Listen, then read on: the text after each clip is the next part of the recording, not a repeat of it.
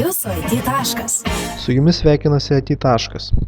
Šioje video pamokėlėje parodysime, kaip teisingai susikonfigūruoti maršrutizatorių. Kas yra maršrutizatorius? Tai yra tinklo įrenginys, kurio namuose mums dažniausiai prireikia, kai norime įsirengti bevielį internetą. Maršrutizatorius dar gali būti vadinamas routeriu, nuo angliško žodžio router, arba tiesiog bevielio ryšio stotele. Pamokėlėje naudosime TP-Link firmos maršrutizatorių TLWR740N. Tai gana pigus, tačiau kokybiškas maršrutizatorius, kuris pilnai patenkins eilinio vartotojo poreikius. Maršrutizatorius palaiko populiarius bevielio ryšio standartus B, G ir N. Taip pat jis turi galingą 5 dB anteną, kuri užtikrins, kad bevielis ryšys veiks visose namuose. Iš kitų šio maršrutizatorius privalumų dar reiktų paminėti galimybę veikti kaip kartotuvas. Tai reikalinga tiems, kurie gyvena dideliuose butuose ar namuose ir skundžiasi bevielio interneto ryšiu tam tikrose vietose. Ši funkcija leis praplėsti bevielio interneto veikimo spindulį. Jei jūs turite kitokį maršrutizatorių, tai nereiškia, kad ši pamokėlė jums netinka, nes principai ir terminai išlieka tie patys, konfigūruojant skirtingų gamintojų bei modelių stoteles.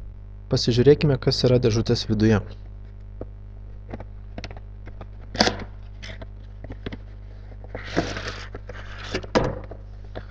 Čia mes randame šūsnį instrukcijų, programinės įrangos kompaktą, jo mums nereikės, patį maršrutizatorių, kuris yra baltos spalvos, interneto kabelį, jis reikalingas tik tuomet, jei jūsų kompiuteryje nėra bevielio ryšio interneto, taip pat elektros blokelį.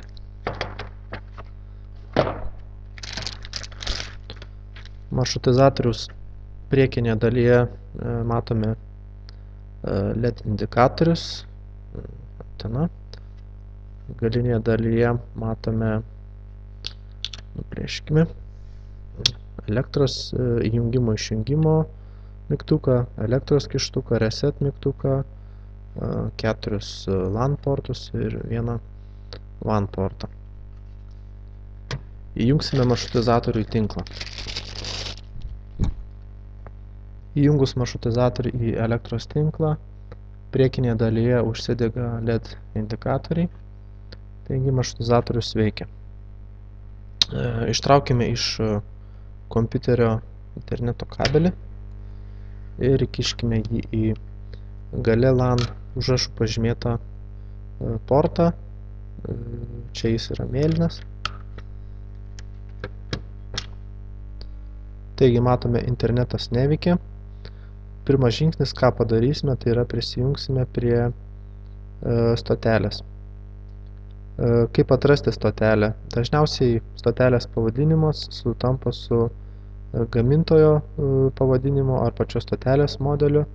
Taip pat skiriamasis bruožas yra šauktukas, kas parodo, kad stotelė neapsaugota slaptažodžiu. Spaudžiame ant pavadinimo ir connect. Šiek tiek luktelkim.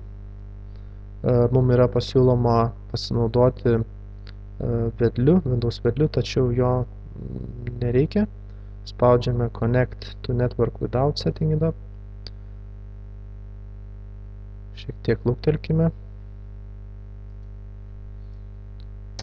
Perkūname puslapį ir matome, jog internetas veikia.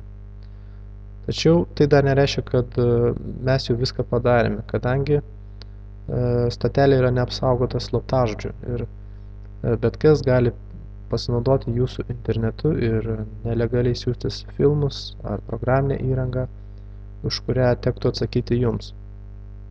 Norėdami pilnai baigti konfigūruoti stotelę, turime prisijungti prie jos valdymo panelės.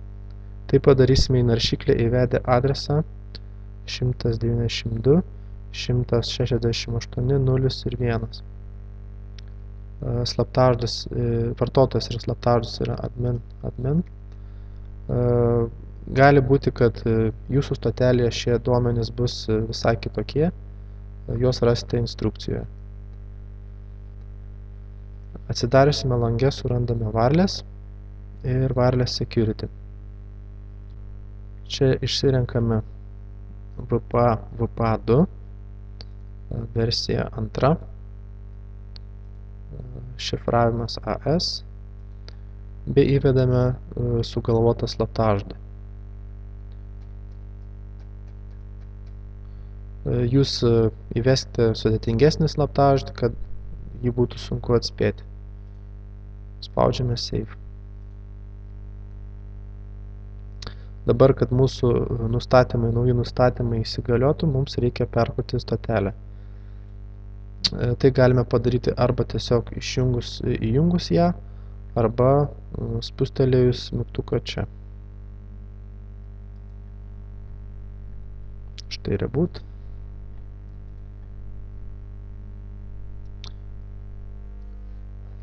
Stotelį persikrovus, turime iš naujo prisijungti prie jos, tik šį kartą turėsime įvesti slaptažodį. Įvedame slaptažodį ir spaudžiame OK.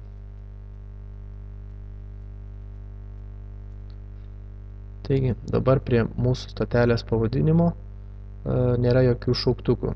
Tai reiškia, kad tik asmenys turintys slaptažodį galės naudotis jūsų internetu. Patikrinkime, ar veikia internetas. Įvedame jūsų mėgstamos svetainės interneto adresą ir tikimės, kad jį užsikraus.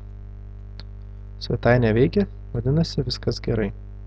Jeigu jūs turite pastabų ar klausimų, prašome rašyti komentaruose. Ir ačiū už dėmesį. Jūsų IT taškas.